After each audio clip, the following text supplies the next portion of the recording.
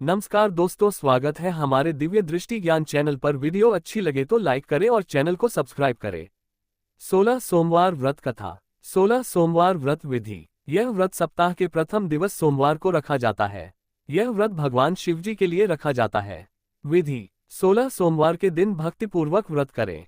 आधा सेर गेहूं का आटा के 3 अंगा बनाकर घी, गुड़, दीप, नैवेद्य, पुंगीफल, बेलपत्र, जनेऊ का जोड़ा, चंदन, अक्षत, पुष्प आदि से प्रदोष काल में भगवान शिव का पूजन करें। 1 अंगा भगवान शिव को अर्पण करें। 2 अंगाओं को प्रसाद स्वरूप बांटें और स्वयं भी ग्रहण करें।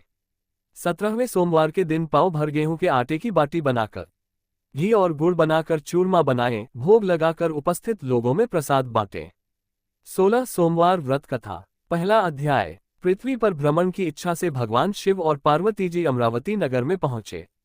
वन उपवन और सुंदर भवनों को देखकर भगवान शिव को अमरावती नगर बहुत अच्छा लगा। उन्होंने कुछ दिन उसी नगर में रहने के लिए कहा। पार्वती को भी अमरावती नगर बहुत अच्छा लगा था। उस नगर के राजा ने भगवान शिव का एक विशाल मंदिर बनवा रखा था। शिव और पार्वती उस मंदिर में रहने लगे। एक दिन पार्वती ने भगवान शिव से कहा, हे प्राणनाथ, आज मेरी चौसा खेलने की इच्छा हो रही है। पार्वती की इच्छा जानकर शिव पार्वती के साथ चौसा खेलने बैठ गए। खेल प्रारंभ होते ही उस मंदिर का पुजारी वहां आ गया। पार्वती ने पुजारी से पूछा, पुजारी जी, चौसा के खेल में हम दोनों में से किसकी विजय होगी? उस समय शिव और पार्वती परिवर्तित रूप में थे। पुजारी ने एक पल कुछ सोचा और झट से बोला, चौसा के खेल में त्रिलोकीनाथ की विजय होगी। उद्धरण। ये कहकर पुजारी पूजा पाठ में लग गया। कुछ देर बाद चौसा में शिवजी की पराजय हुई और पार्वती जी जीत गईं। पार्वती जी ने ब्राह्मण पुजारी के मिथ्या वचन से रुष्ट होकर उसे कोढ़ी हो जाने का शाप दे दिया। शिव और पार्वती उस मंदिर से कैलाश पर्वत लौट गए। पार्वती के शाप से कुछ ही देर में ब्राह्मण पुजारी का सारा शरीर कोढ़ से भर गया। नगर के स्त्री पुरुष उस पुजारी की परछाई से भी दूर दूर रहने लगे। कुछ लोगों ने राजा से पुजारी के कोढ़ी हो जाने की शिकायत की तो राजा ने किसी पाप के कारण पुजारी के कोढ़ी हो जाने का विचार कर उसे मंदिर से निकलवा दिया। उसकी जगह दूसरे ब्राह्मण को पुजारी बना दिया। कोढ़ी पुजारी मंदिर के बाहर बैठकर भिक्षा मांगने लगा। कई दिन बाद स्वर्गलोक की कुछ अप्सराएं उस मंदिर में भगवान शिव की पूजा करने आईं। कोढ़ी पुजारी पर उनको बहुत दया आई। उन्होंने पुजारी से उस भयंकर कोढ़ के बारे में पूछा।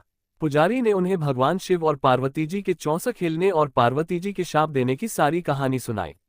शाप की कहानी सुनकर अप्सराओं ने पुजारी से कहा कि तुम 16 सोमवार का विधिवत व्रत करो।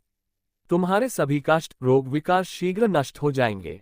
पुजारी द्वारा पूजन विधि पूछने पर अप्सराओं ने कहा, सोमवार के दिन सूर्योदय से पहले उठकर स्नानादि से निवृत्त होकर स्वच्छ वस्त्र पहनकर आधा सेर गेहूं का आटा लेकर उसके 3 अंग बनाना। फिर घी का दीपक जलाकर गुड़, नैवेद्य, बेलपत्र, चंदन, अक्षत, फूल, पुंगीफल, जनेऊ का जोड़ा लेकर प्रदोष काल में भगवान शिव की पूजा अर्चना करना।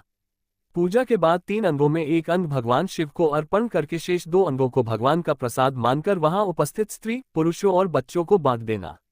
इस तरह व्रत करते हुए जब 16 सोमवार बीत जाए तो 17वें सोमवार को 1 पाव आटे की बाटी बनाकर उसमें घी और गुड़ मिलाकर चूरमा बनाना। फिर भगवान शिव को भोग लगाकर वहां उपस्थित स्त्री, पुरुष और बच्चों को प्रसाद बांट देना। इस तरह 16 सोमवार व्रत करने और व्रत कथा सुनने से भगवान शिव तुम्हारे कोढ़ को नष्ट करके तुम्हारी सभी मनोकामनाएं पूरी कर देंगे। इतना कहकर अप्सराएं स्वर्गलोक को चली गईं। पुजारी ने अप्सराओं के कथनानुसार विधिवत 16 सोमवार का व्रत किया। फलस्वरूप भगवान शिव की अनुकंपा से उसका कोढ़ नष्ट हो गया। राजा ने उसे फिर मंदिर का पुजारी बना दिया। मंदिर में भगवान शिव की पूजा करता हुआ ब्राह्मण पुजारी आनंद से जीवन व्यतीत करने लगा। कुछ दिनों बाद पुनः पृथ्वी का भ्रमण करते हुए भगवान शिव और पार्वती उस मंदिर में पधारे। स्वस्थ पुजारी को देखकर पार्वती ने आश्चर्य से उसके रोगमुक्त होने का कारण पूछा तो पुजारी ने उन्हें 16 सोमवार व्रत करने की सारी कथा सुनाई। दूसरा अध्याय। पार्वती जी भी व्रत की बात सुनकर बहुत प्रसन्न हुई और उन्होंने पुजारी से इसकी विधि पूछकर स्वयं 16 सोमवार का व्रत प्रारंभ किया। पार्वती जी उन दिनों अपने पुत्र कार्तिकेय के नाराज होकर दूर चले जाने से बहुत चिंतित रहती थीं। वे कार्तिकेय को लौटा लाने के अनेक उपाय कर चुकी थीं, लेकिन कार्तिकेय लौटकर उनके पास नहीं आ रहे थे। 16 सोमवार का व्रत करते हुए पार्वती ने भगवान शिव से कार्तिकेय के लौटने की मनोकामना की। व्रत समापन के तीसरे दिन सचमुच कार्तिकेय वापस लौट आए। कार्तिकेय ने अपने हृदय परिवर्तन के संबंध में पार्वती जी से पूछा, हे माता, आपने ऐसा कौन सा उपाय किया था जिससे मेरा क्रोध नष्ट हो गया और मैं वापस लौट आया? तब पार्वती जी ने कार्तिकेय को 16 सोमवार के व्रत की कथा कह सुनाई। कार्तिकेय अपने एक ब्राह्मण मित्र ब्रह्मदत्त के परदेश चले जाने से बहुत दुखी थे। वह वापस नहीं आ रहा था। उसको वापस लौटाने के लिए कार्तिकेय ने 16 सोमवार का व्रत करते हुए ब्रह्मदत्त के वापस लौट आने की कामना प्रकट की। व्रत के समापन के कुछ दिनों के बाद मित्र लौट आया। ब्रह्मदत्त ने लौटकर कार्तिकेय से कहा, प्रिय मित्र, तुमने ऐसा कौन सा उपाय किया था जिससे परदेश में मेरे विचार एकदम परिवर्तित हो गए और मैं तुम्हारा स्मरण करते हुए लौट आया। कार्तिकेय ने अपने मित्र को भी 16 सोमवार के व्रत की कथा विधि कह सुनाई। ब्राह्मण मित्र व्रत के बारे में सुनकर बहुत खुश हुआ। उसने भी व्रत करना शुरू कर दिया। 16 सोमवार व्रत का समापन करने के बाद ब्रह्मदत्त यात्रा पर निकला। कुछ दिनों बाद ब्रह्मदत्त एक नगर में पहुंचा। नगर के राजा हर्षवर्धन की बेटी राजकुमारी गुंजन का स्वयंवर हो रहा था। उस स्वयंवर में अनेक राज्यों के राजकुमार आए थे। स्वयंवर में राजा हर्षवर्धन की हथिनी जिसके गले में जयमाला डाल देगी, उसी के साथ राजकुमारी का विवाह होना था। ब्रह्मदत्त भी उत्सुकतावश महल में चला गया। वहां कई राज्यों के राजकुमार बैठे थे। तभी एक सजी धजी हथिनी सूंड में जयमाला लिए वहां आए। उस हथिनी के पीछे राजकुमारी गुंजन दुल्हन की वेशभूषा में चल रही थी। हथिनी ने ब्रह्मदत्त के गले में जयमाला डाल दी। फलस्वरूप राजकुमारी का विवाह ब्रह्मदत्त से हो गया। 16 सोमवार व्रत के प्रभाव से ब्रह्मदत्त का भाग्य बदल गया। ब्रह्मदत्त को राजा ने बहुत सा धन और स्वर्ण आभूषण देकर विदा किया। अपने नगर में पहुंचकर ब्रह्मदत्त आनंद से रहने लगा। एक दिन उसकी पत्नी गुंजन ने पूछा, हे प्राणनाथ, आपने कौन सा शुभ कार्य किया था जो उस हथिनी ने राजकुमारों को छोड़कर आपके गले में जयमाला डाल दी? ब्रह्मदत्त ने 16 सोमवार व्रत की सारी कहानी बता दी। अपने पति से 16 सोमवार का महत्व जानकर राजकुमारी गुंजन ने पुत्र की इच्छा से 16 सोमवार का व्रत किया।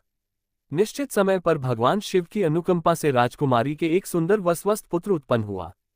पुत्र का नामकरण गोपाल के रूप में हुआ। दोनों पति पत्नी सुंदर पुत्र को पाकर बहुत खुश हुए। पुत्र ने भी मां से एक दिन प्रश्न किया कि मैंने तुम्हारे ही घर में जन्म लिया, इसका क्या कारण है? माता गुंजन ने पुत्र को 16 सोमवार व्रत की जानकारी दी और कहा कि भगवान शिव के आशीर्वाद से ही मुझे तुम जैसा गुणी व सुंदर पुत्र मिला है। व्रत का महत्व जानकर गोपाल ने भी व्रत करने का संकल्प किया। गोपाल जब 16 वर्ष का हुआ तो उसने राज्य पाने की इच्छा से 16 सोमवार का विधिवत व्रत किया। व्रत समापन के बाद गोपाल घूमने के लिए समीप के नगर में गया। उस नगर के राजा के महामंत्री राजकुमार के विवाह के लिए सुयोग्य वर की तलाश में निकले थे। राजा ने गोपाल को देखा तो बहुत प्रसन्न हुए। फिर गोपाल से उसके माता पिता के संबंध में बातें करके उसे अपने साथ महल में ले गए। वृद्ध राजा ने गोपाल को पसंद किया और बहुत धूमधाम से राजकुमारी का विवाह उसके साथ कर दिया। 16 सोमवार के व्रत करने से गोपाल महल में पहुंचकर आनंद से रहने लगा। तृतीय अध्याय। 2 वर्ष बाद राजा का निधन हो गया तो गोपाल को उस नगर का राजा बना दिया गया। इस तरह 16 सोमवार व्रत करने से गोपाल की राज्य पाने की इच्छा पूर्ण हो गई। राजा बनने के बाद भी गोपाल विधिवत 16 सोमवार का व्रत करता रहा। व्रत के समापन पर 17वें सोमवार को गोपाल ने अपनी पत्नी मंगला से कहा कि व्रत की सारी सामग्री लेकर वह समीप के शिव मंदिर में पहुंचे। मंगला ने पति की बात की परवाह न करते हुए सेवकों द्वारा पूजा की। सामग्री मंदिर में भेज दी। मंगला स्वयं मंदिर नहीं गई। जब गोपाल ने भगवान शिव की पूजा पूरी की तो आकाशवाणी हुई, हे राजन, तेरी रानी मंगला ने 16 सोमवार व्रत का अनादर किया है, सो रानी को महल से निकाल दे, नहीं तो तेरा सब वैभव नष्ट हो जाएगा, तू निर्धन हो जाएगा। आकाशवाणी सुनकर गोपाल बुरी तरह चौंक पड़ा। उसने तुरंत महल में पहुंचकर अपने सैनिकों को आदेश दिया कि रानी मंगला को बंदी बनाकर ले जाओ और इसे दूर किसी नगर में छोड़ाओ। सैनिकों ने राजा की आज्ञा का पालन तत्काल कर दिया। मंत्रियों ने राजा से प्रार्थना की कि वे रानी को अन्यत्र न भेजें। तब राजा गोपाल ने आकाशवाणी वाली बात बताई तो वे भी भगवान शिव के प्रकोप के भय से शांत होकर रह गए। रानी मंगला भूखी प्यासी उस नगर में भटकने लगी। मंगला को उस नगर में एक बुढ़िया मिली। वह बुढ़िया सूत काटकर बाजार में बेचने जा रही थी, लेकिन उस बुढ़िया से सूत उठ नहीं रहा था।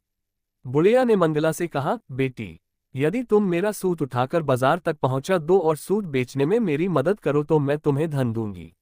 मंगला ने बुढ़िया की बात मान ली, लेकिन जैसे ही मंगला ने सूत की गठरी को हाथ लगाया तभी जोर की आंधी चली और गठरी खुल जाने से सारा सूत आंधी में उड़ गया। मंगला को मनहूस समझकर बुढ़िया ने उसे दूर चले जाने को कहा। मंगला चलते चलते नगर में एक तेली के घर पहुंची। उस तेली ने तरस खाकर मंगला को घर में रहने के लिए कह दिया, लेकिन तभी भगवान शिव के प्रकोप से तेली के तेल से भरे मटके एक एक करके फूटने लगे। तेली ने मंगला को मनहूस जानकर तुरंत घर से निकाल दिया। भूखी प्यासी रानी वहां से आगे की ओर चल पड़ी। रानी ने एक नदी पर जल पीकर अपनी प्यास शांत करनी चाही तो नदी का जल उसके स्पर्श से सूख गया। अपने भाग्य को कोसती हुई रानी आगे चल दी। चलते चलते रानी एक जंगल में पहुंची। उस जंगल में एक तालाब था। उसमें निर्मल जल भरा हुआ था। निर्मल जल देखकर रानी की प्यास तेज हो गई। जल पीने के लिए रानी ने तालाब की सीढ़ियां उतरकर जैसे ही जल को स्पर्श किया, तभी उस जल में असंख्य कीड़े उत्पन्न हो गए। रानी ने दुखी होकर उस गंदे जल को पीकर अपनी प्यास शांत की। दोपहर की धूप से परेशान होकर रानी ने एक पेड़ की छाया में बैठकर कुछ देर आराम करना चाहा तो उस पेड़ के पत्ते पल भर में सूखकर बिखर गए। रानी दूसरे पेड़ के नीचे जाकर बैठी तो उस पेड़ के पत्ते भी गिर गए। रानी तीसरे पेड़ के पास पहुंची तो वह पेड़ ही नीचे गिर पड़ा। पेड़ों के विनाश को देखकर वहां पर गायों को चराते ग्वाले बहुत हैरान हुए। ग्वाले मनहूस रानी को पकड़कर समीप के मंदिर में पुजारी जी के पास ले गए। रानी के चेहरे को देखकर ही पुजारी जान गए कि रानी अवश्य किसी बड़े घर की है। भाग्य के कारण दर दर भटक रही है। पुजारी ने रानी से कहा, पुत्री, तुम कोई चिंता नहीं करो, मेरे साथ इस मंदिर में रहो, कुछ ही दिनों में सब ठीक हो जाएगा। पुजारी की बातों से रानी को बहुत सांत्वना मिली। रानी उस मंदिर में रहने लगी, लेकिन उसके भाग्य में कोई परिवर्तन नहीं हुआ। रानी भोजन बनाती तो सब्जी जल जाती, आटे में कीड़े पड़ जाते, जल से बदबू आने लगती। पुजारी भी रानी के दुर्भाग्य से बहुत चिंतित होते हुए बोले, हे पुत्री, अवश्य ही तुझसे कोई अनुचित काम हुआ है, जिसके कारण देवता तुझसे नाराज होकर तुझे इतने कष्ट दे रहे हैं। पुजारी की बात सुनकर रानी ने अपने पति के आदेश पर मंदिर में न जाकर शिव की पूजा नहीं करने की सारी कथा सुनाई। पुजारी ने कहा, अब तुम कोई चिंता नहीं करो, कल सोमवार है और कल से तुम 16 सोमवार के व्रत करना शुरू कर दो। भगवान शिव अवश्य तुम्हारे दोषों को क्षमा करके तुम्हारे भाग्य को बदल देंगे। पुजारी की बात मानकर रानी ने 16 सोमवार के व्रत प्रारंभ कर दिए। सोमवार को व्रत करके विधिवत शिव की पूजा अर्चना करके रानी व्रत कथा सुनने लगी। जब रानी ने 17वें सोमवार को विधिवत व्रत का समापन किया तो उधर उसके पति राजा गोपाल के मन में रानी की याद आई। गोपाल ने तुरंत अपने सैनिकों को रानी मंगला को ढूंढकर लाने के लिए भेजा। रानी को ढूंढते हुए सैनिक मंदिर में पहुंचे और रानी से लौटकर चलने के लिए कहा। पुजारी ने सैनिकों से मना कर दिया और सैनिक निराश होकर लौट गए। उन्होंने लौटकर राजा को सारी बातें बताईं। राजा गोपाल स्वयं उस मंदिर में पुजारी के पास पहुंचे और रानी को महल से निकाल देने के कारण पुजारी जी से क्षमा मांगी। पुजारी ने राजा से कहा, ये सब भगवान शिव के प्रकोप के कारण हुआ है, इसलिए रानी अब कभी भगवान शिव की पूजा की अवहेलना नहीं करेगी। पुजारी जी ने समझाकर रानी मंगला को विदा किया। राजा गोपाल के साथ रानी मंगला महल में पहुंची। महल में बहुत खुशियां मनाई गईं। पूरे नगर को सजाया गया। लोगों ने उस रात दिवाली की तरह घरों में दीपक जलाकर रोशनी की। ब्राह्मणों ने वेद मंत्रों से रानी मंगला का स्वागत किया। राजा ने ब्राह्मणों को अन्न, वस्त्र और धन का दान दिया। नगर में निर्धनों को वस्त्र बांटे गए। रानी मंगला 16 सोमवार का व्रत करते हुए महल में आनंद पूर्वक रहने लगी। भगवान शिव की अनुकंपा से उसके जीवन में सुख ही सुख भर गए। 16 सोमवार के व्रत करने और कथा सुनने से मनुष्य की सभी मनोकामनाएं पूरी होती हैं और जीवन में किसी तरह की कमी नहीं होती है। स्त्री पुरुष आनंद पूर्वक जीवन यापन करते हुए मोक्ष को प्राप्त करते हैं।